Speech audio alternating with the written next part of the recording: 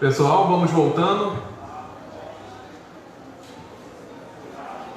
Vamos voltando para mais uma escola bíblica dominical.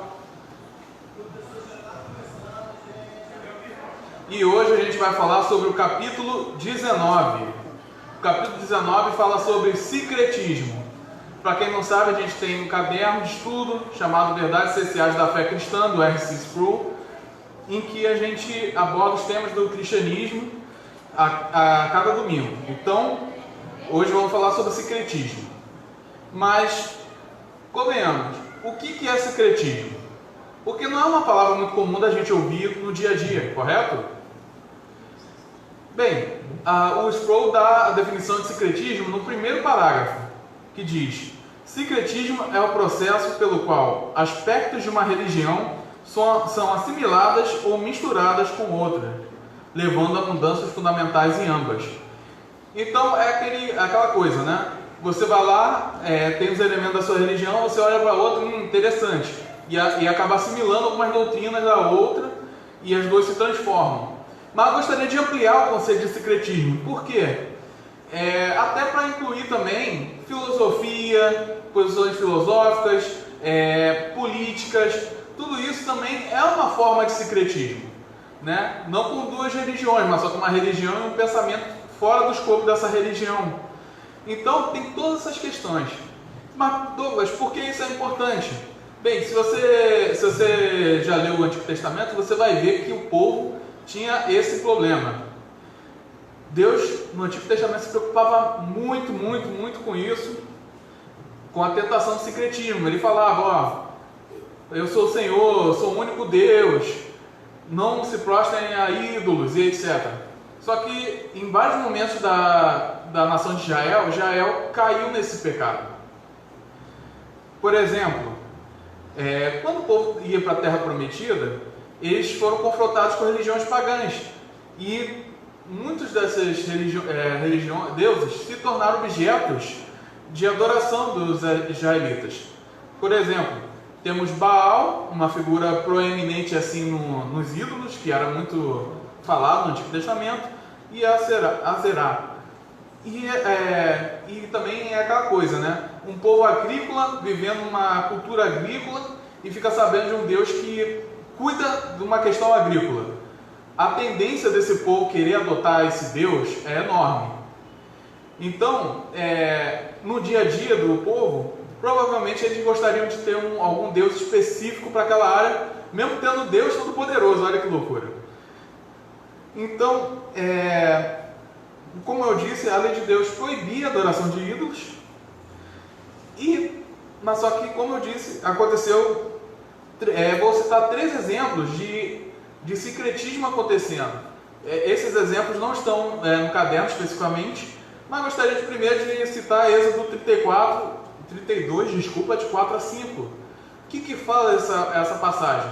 Bem, Moisés tinha subido ao monte, aí Moisés não estava aparecendo, e o povo falou: nós não sabemos o que aconteceu com Moisés. Arão, faz um ídolo aí pra gente.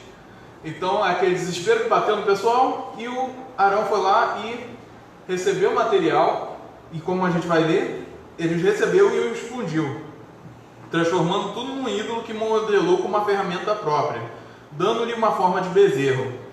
Então disseram: eis aí os seus deuses, ó Israel, que tiraram vocês do Egito. Vendo isso, Arão edificou um altar diante do bezerro e anunciou: amanhã haverá uma festa dedicada ao Senhor. Então, a gente vê essa mistura de religião, né? Eles colocaram um ídolo, colocaram uma coisa que Deus havia proibido e colocaram como uma divindade. Outra situação é quando o filho de Salomão, Roboão, tomou uma atitude insensata e dividiu o reino, né? Grande parte ficou no reino e outra parte ficou com Roboão, filho de Salomão. E essa outra parte aqui, que separou, ficou com o rei Jeroboão. E o Jeroboão foi escolhido por um profeta, foi escolhido pelo próprio Deus, que falou por meio do profeta, mas mesmo assim Jeroboão ficou um pouco preocupado, porque as festas religiosas, as pessoas tinham que ir para Jerusalém, ir para Judá. E qual o problema? Esse Judá ficava no outro reino. Então, por política, ele acabou tentando acomodar, transformar a religião para colocar, para não ter esse problema do pessoal ir para lá, querer ficar para lá. É dito em 1 Reis 12, 26 a 28. Jeroboão pensou: o reino agora provavelmente voltará para a dinastia de Davi. Se esse povo subir a Jerusalém para oferecer sacrifícios no templo do Senhor, novamente dedicarão sua lealdade ao Senhor deles, Roboão, rei de Judá. Eles vão me matar e voltar para o rei Roboão. Depois de aconselhar-se, o rei fez 2 bezerros de ouro e disse ao povo: vocês já subiram muito a Jerusalém. Aqui estão seus deuses, ó Israel, que tiraram vocês do Egito. Então ele foi lá, fez imagem também, que é proibido, e falou: aqui estão seus deuses, ó Israel, que tiraram vocês do Egito. Ele pegou uma parte da religião verdadeira e juntou uma religião falsa, né? E tem algumas discussões sobre a questão do bezerro, se era apenas uma representação visível de Deus ou um símbolo de fertilidade. E tem gente que acha que Jeroboão não fez isso para adorar deuses pagãos, mas sim para um local de adoração rival ao de Jerusalém. Mas, independente disso, Jeroboão estava muito errado e isso virou uma armadilha para Israel, como a gente vê repetidas vezes Israel caindo em culto aos falsos deuses. E também tem outro que na época de Moisés, o povo foi picado, né, por serpentes, por causa da incredulidade, e Deus mandou Moisés construir uma serpente de bronze e colocar para que todo aquele que olhasse para essa serpente de bronze fosse curada. Aí tudo bem, mas aí não era devoção, não era para ser algo, uma adoração religiosa. Era só um símbolo. E muita gente fala que era um símbolo falando de Jesus, mesmo sem pecado, se tornou pecado na cruz. Quer dizer, sofreu o que não era, como posso dizer, que não era que ele deveria sofrer, mas ele sofreu por nós. Então a ideia é mais ou menos essa, né? Então todo aquele que olhava para a cobra, a serpente, era curado do veneno. Aí a gente pode fazer aquela analogia: o veneno é o pecado e tal, mas não quero entrar nessa questão aqui. Mas o que acontece é que essa serpente de bronze continuou um tempo, só que surgiu um problema. O povo pegou essa serpente de bronze e começou a adorá-la como um ídolo. E a gente vê isso em 2 Reis 18, 4. Removeu os altares idólatras, quebrou as colunas sagradas. Isso está falando de um rei que apareceu, e derrubou os postes sagrados, despedaçou a serpente de bronze que Moisés havia feito, pois até aquela época os israelitas lhe queimavam incenso. Ela era chamada Neustã. Então a gente vê como até um símbolo que era uma bênção para o povo de Israel acabou se tornando um ídolo, porque o povo foi juntando secretismo, foi juntando várias coisas, né, com a religião. E era muito comum no Antigo Oriente Próximo, onde eles viviam, que tivesse divindades ligadas à questão de cobra. Então você vê que o povo foi juntando, misturou tudo e começou a ter essa adoração. Mas isso não é só uma questão do Antigo Testamento. Por exemplo, no Novo Testamento, se você for ver, ele é marcado com secretismo, mas no critério do Império Romano, né? Mas eu vou ler o que Sproul escreveu, tá bom? O período do Novo Testamento foi marcado por um secretismo difuso, né? Bem espalhado, isso quer dizer. À medida que o Império Grego se expandia, seus deuses se mesclavam com os deuses nativos das nações conquistadas. O Império Romano também era receptivo a toda sorte de culto e religiões místicas. O cristianismo não ficou incólume. Os pais da igreja não só difundiram o evangelho, mas também lutaram para proteger a sua integridade. Era aquela coisa, pessoal. O império conquistava uma nação e permitia que eles continuassem a adoração. Geralmente permitiam, né? E principalmente o Império Romano. O Império Romano gostava, tipo assim, não, você pode adorar, só adora esses deuses aqui nossos também, coloca aí no panteão aí dos seus deuses. E até uma coisa do cristianismo, que o cristianismo foi perseguido, é porque o cristianismo não tolerava isso. Os cristãos não adoravam outros deuses. Como a política era muito ligada à religião no Império Romano, o pessoal ficava assim, cara, se você não adorar, a gente vai ter problema com os deuses. Você tem que adorar o César. Então, e os cristãos não cediam a isso. Então, o que eles faziam? Tem que matar esse pessoal. E havia perseguições. Mas até em maneira menos política, assim, também acontecia de pessoas entrarem no meio do povo de Deus, levando alguma filosofia não cristã e tentando adaptar o cristianismo a essa filosofia. A gente pode ver isso no maniqueísmo, né, que era a ideia de que é uma filosofia dualística que viu o corpo físico como mal, e também o docetismo. E isso é muito interessante porque essas pessoas negavam que Jesus Cristo tinha vindo em um corpo físico, porque eles viam a matéria como um mar. Então, isso foi um problema na época já do Novo Testamento. O apóstolo João, escreveu em 1 João 4, versículo 3. E todo espírito que não confessa que Jesus Cristo veio em carne, não é de Deus. Mas este é o espírito do anticristo, do qual já ouvistes que há de vir. E eis que já agora está no mundo. Então, já na época de João, era uma preocupação legítima, porque muitas pessoas estavam falando, Jesus Cristo não veio em carne, e João tem que falar, ele veio em carne. Quem fala isso não é nascido de novo. Então, e também segundo século, se você for ver os documentos cristãos antigos, você vê muita preocupação com a pregação do Evangelho, obviamente, mas também tentando refutar heresias que existiam.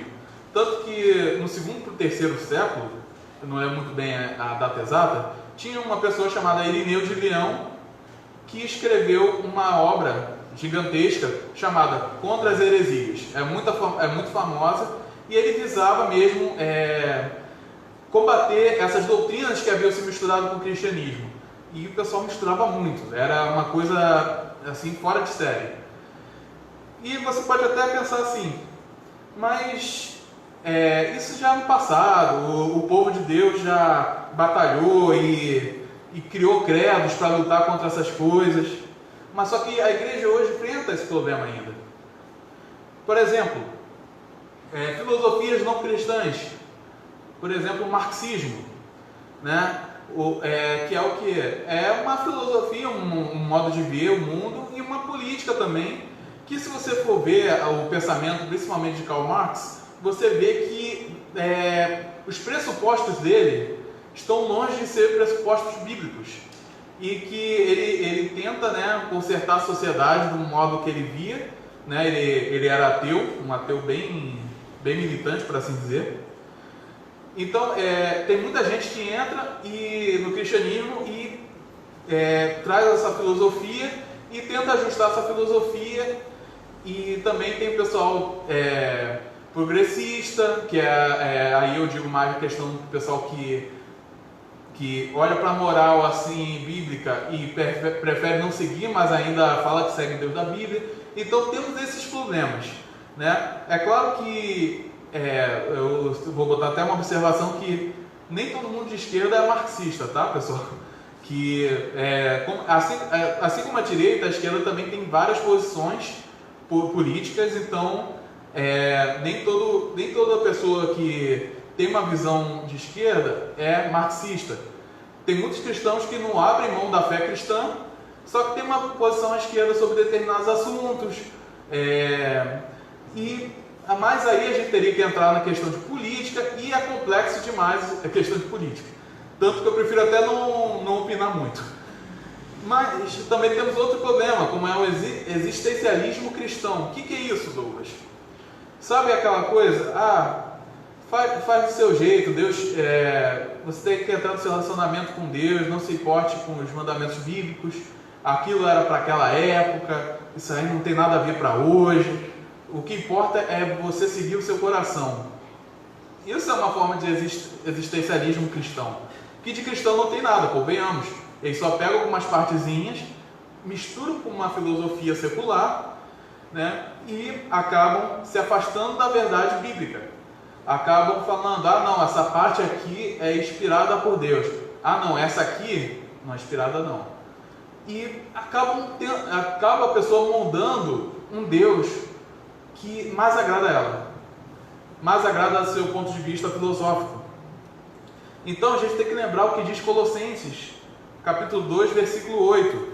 Tenham cuidado para que ninguém os escravize a filosofias vãs e enganosas, que se fundamentam nas tradições humanas e nos princípios elementares deste mundo e não em Cristo. Essa tentação de sempre tentar entrar na moda é uma coisa difícil, porque o mundo quer que você pense de um modo, e aí aquela coisa, né? Todo mundo ali com aquele pensamento aí, poxa fulano, você vai continuar com esse pensamento para trás, esse pensamento antigo, e muitas vezes o cristão se sente tentado a ceder, mas não devemos ceder só porque o mundo está falando isso, ou porque a novidade agora é isso aqui que a nossa sociedade avançou, muitas vezes a gente vê opiniões que até de eruditas, que com o tempo, vai passando o tempo, vai mudando. A gente não deve se firmar no entendimento do homem de hoje em dia, a gente deve se firmar na palavra de Deus. Os Pro até falam um pouquinho disso no último parágrafo. Todas as gerações de cristãos enfrentam a tentação do sincretismo. É o nosso desejo de estar por dentro, ou de sermos atuais em nossas práticas e convicções.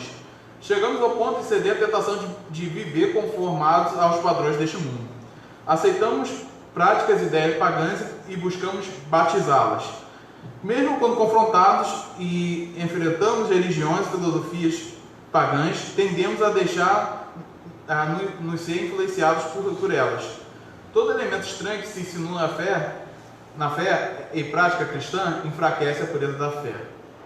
Nosso Deus é um Deus que gosta, ele afirmou no modo que ele quer ser adorado, ele mostrou a vontade, revelou a sua vontade na palavra dele, que foi soprada por ele, foi inspirada totalmente por ele. Então, meus irmãos, que a gente não fique nessa tentação de ceder à moda desse mundo, até modas teológicas, porque tem muita moda teológica também que é triste,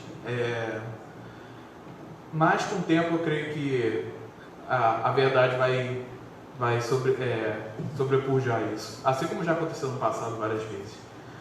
Então que a gente lute para manter a pureza da fé no nosso coração, porque o nosso coração é uma fábrica de ídolos.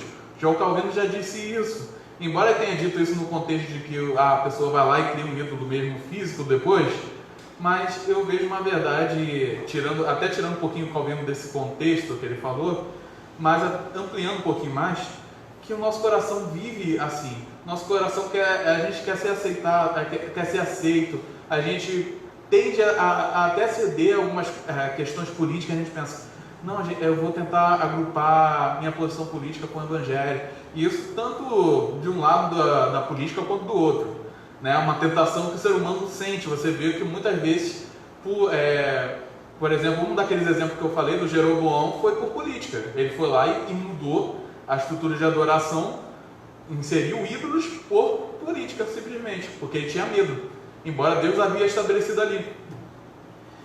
Então, que a gente permaneça na pureza da revelação de Deus, que a gente seja guiado pela palavra de Deus, que a gente ore e observe para ter cuidado que o nosso coração não ceda às tentações.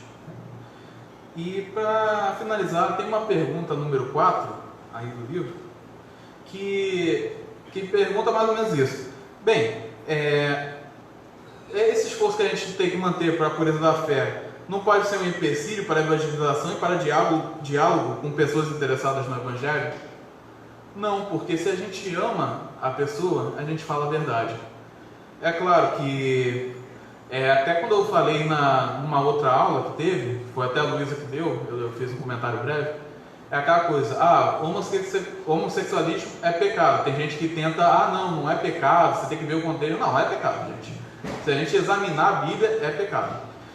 Mas só que aí também muitas vezes a gente pega a posição em batalha na política, tipo assim, esse pessoal pérfido, esse pessoal maléfico, e a gente acaba afastando o momento que a gente poderia usar para evangelizar uma pessoa. Eu até usei o exemplo de uma rede social que eu vi, eu não sei se é verdade ou não que a pessoa botou, porque rede social vocês sabem, né? A pessoa pode inventar uma historinha e botar ali como uma armadilha.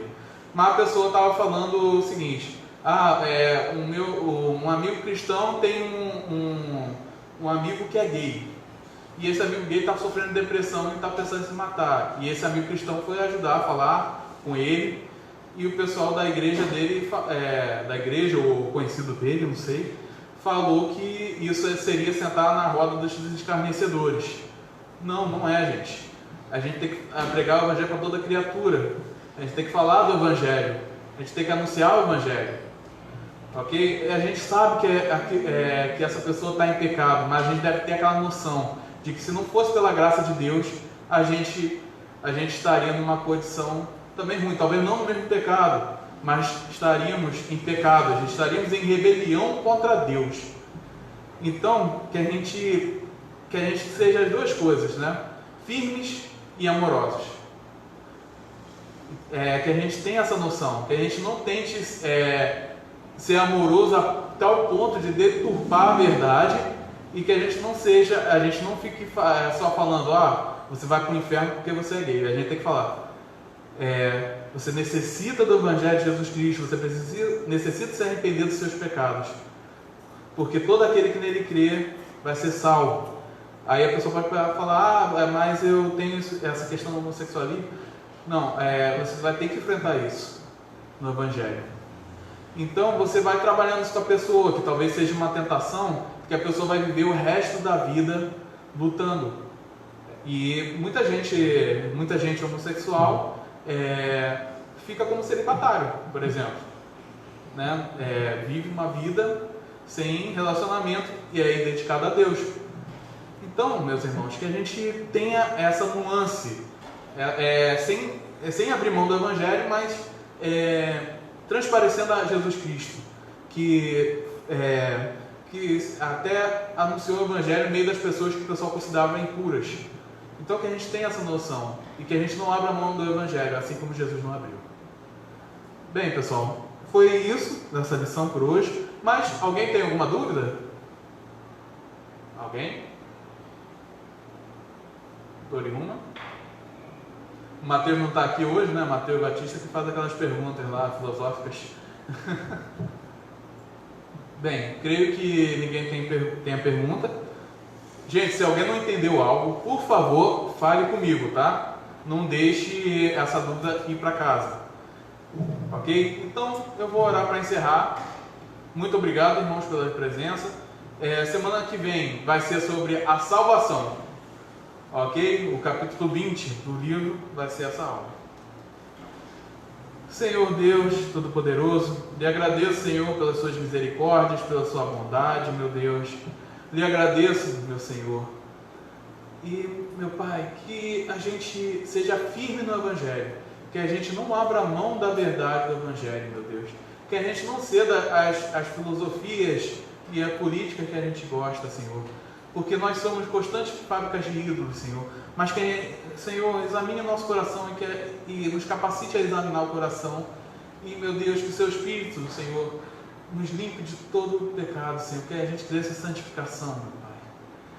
Meu Senhor, que a gente viva uma vida centrada no Evangelho. E que a gente não misture a fé cristã com coisas não cristãs, Senhor. Eu oro assim, em nome de Jesus. Amém e amém. Muito obrigado, pessoal.